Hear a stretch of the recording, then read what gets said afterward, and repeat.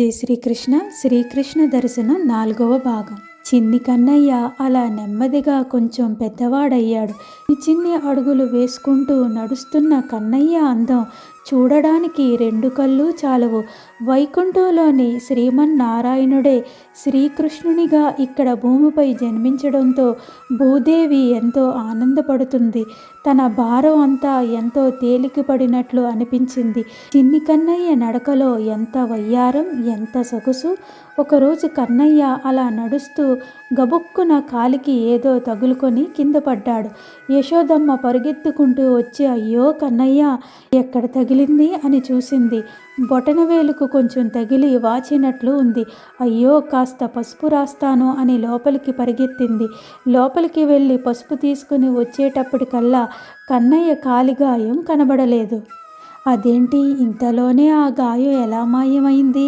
అసలు నేను సరిగ్గా చూశానా లేదా అనుకుంది యశోదమ్మ. కన్నయ్య చిరునవ్వుతో అమ్మ వంకే చూస్తూ ఉన్నాడు. ఇంతలో ఒక మహర్షి వీరింటికి వచ్చాడు. యశోదానందులు ఆ మహర్షికి నమస్కరించి సపర్యలు చేశారు. అప్పుడు ఆ మహర్షి, ఓ యశోదానందులారా, మీ ఇంట ఉన్న ఈ కన్నయ్య ఎవరనుకున్నారు? సృష్టి మొత్తానికి ఆధారభూతుడైన ఆ శ్రీమన్నారాయణుడే ఈ చిన్ని బాలుడు. ముందు కాలంలో ఈ బాలుని లీలా విలాసాలు ఎన్నో మీరు చూస్తారు. అప్పుడు కానీ ఈ బాలుడు ఎవరన్నది మీకు అర్థం కాదు. ఎన్నో దైవ కార్యాల కోసం, ధర్మరక్షణ కోసం భూమి మీద అవతరించిన పురుషోత్తముడే ఈ బాలుడు అని మహర్షి చెప్పాడు.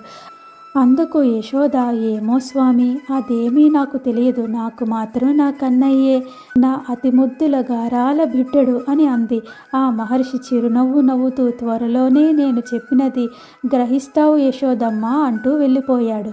చిన్ని కన్నయ్య ఆ మహర్షి వంక చూస్తూ చిరునవ్వు నవ్వాడు. ఆ చిరునవ్వులోని ఆంతర్యం గ్రహించిన ఆ మహర్షి కన్నయ్యకు మనసులోనే అభివందనం చేసి సెలవు పుచ్చుకొని వెళ్ళిపోయాడు.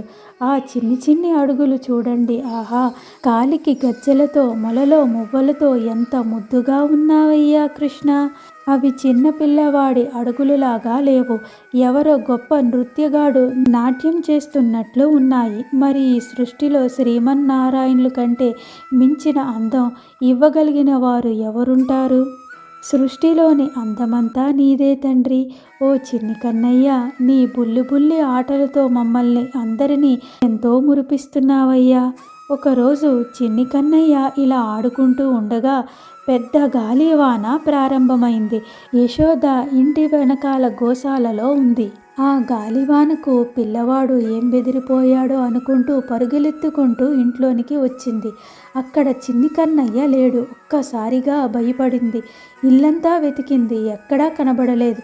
అమ్మో, నా కన్నయ్య ఏమైపోయాడో అని పరిగెడుతూ ఇంటి బయటికి వచ్చింది. అక్కడ కన్నయ్య నుంచొని చిరునవ్వు నవ్వుతూ ఏమాత్రం తొనకకుండా ఆకాశం వంక చూస్తూ ఆ గాలిని ఆనందిస్తున్నాడు. అంత గాలికి కూడా 6 నెలల ఆ ఉడతడు ఏమాత్రం అటూ ఇటూ కదలక ఎంతో ముచ్చటగా ఆనందిస్తున్నాడు. ఆ గాలికి పక్కన ఇంటి కప్పులు కూడా ఎగిరిపోతున్నాయి. దూరంగా వృక్షాలు కూలుతున్న శబ్దాలు వస్తున్నాయి. అయినా చిన్ని కన్నయ్య ఏమాత్రం తొణకలేదు. పైపెచ్చు ఎంతో ముచ్చటగా నవ్వుతున్నాడు. యశోద పిల్లవాడిని ఎత్తుకొని ఇంట్లోకి తీసుకుని వచ్చి తలుపు గట్టిగా వేసింది. కృష్ణ, నీకేం కాలేదు కదా? అంత గాలిలో ఎలా నుంచున్నావు తండ్రి అంది. ఇంతలో నందుడు అక్కడికి వచ్చాడు. గాలి ఉధృతం తగ్గింది. జరిగిందంతా యశోద నందునికి చెప్పింది. ఇదంతా విన్న నందుడు ఆశ్చర్యపోయాడు. మొన్న మహర్షి చెప్పిన మాట నిజమేనేమోనని నందునికి అప్పుడు అనిపించింది.